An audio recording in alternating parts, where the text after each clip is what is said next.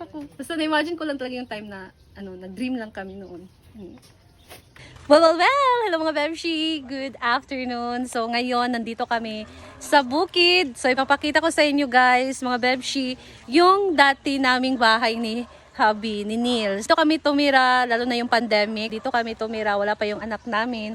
And sa mga bago kong followers dito, papakita ko sa inyo yung bahay talaga namin noon na tinitirahan ni hubby. Ayan! So ito siya guys, maliit lang siya, parang isang kwarto lang talaga siya. And ngayon sila mama na yung natutulog dito. Pero dati hindi pa talaga ganito yung itsura niya. Pa yung ganyan o, yung upuan. So ano yan, pader yan na amakan. Kita ko sa inyo sa loob kung ano yung itsura na niya ngayon. And yung pagpapatayo namin dito, yung sahod ni Nil noon, dahil nagtrabaho pa si Nil noon, and then sahod ko din sa YouTube. And makikita nyo tong bahay namin sa YouTube ko guys, matagal na yon. Basta yung pandemic time na yon.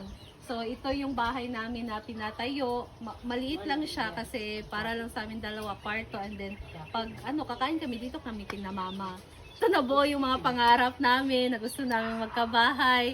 And ngayon, meron na din talaga kaming sariling bahay na malapit nang matapos. So, inside! So, dati hindi pa to ganito yung namin kubo. Wala pa to. Ito siya. Wala pa to. Wala to. Ito yung pintuan namin dito. Tapos, sarado to na part. So, ito lang talaga. Ito lang na part yung namin. Kwarto lang namin.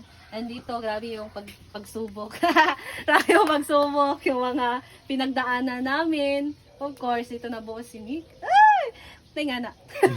Dito na buo yung pangarap namin na sana soon dumating yung araw na makabuo kami ng sarili naming bahay, makapagpatayo kami ni Abby. And ngayon, natutupad na talaga siya guys. So, God is good all the time. Na-imagine ko lang yung time na naiyak ako, Char.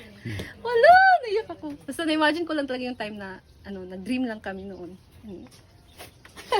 Ayun, hindi na kumilak buwang. Sige na, bye guys. Nagaiyak ko dahil. So, bye. Ginagilak siya guys. So, ayan. That's all. And napakita ko na to sa inyo noon, di ba? Ay, siguro yung last video ko, di ba? Napakita ko na to. And pasensya na kasi andito kasi sila mama natutulog. So sila na yung nakatira dito. And maraming pinagdaanan ng bahay na to. So, ayan. Ayan, saksi ako sa mga pagsusumikap.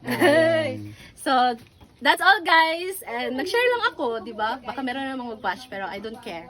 So, ayan, that's all. And sa mga, sa mga nangangarap dyan, patuloy lang kayo na magsumikap and manalig sa Panginoon, pananampalataya, wag niyo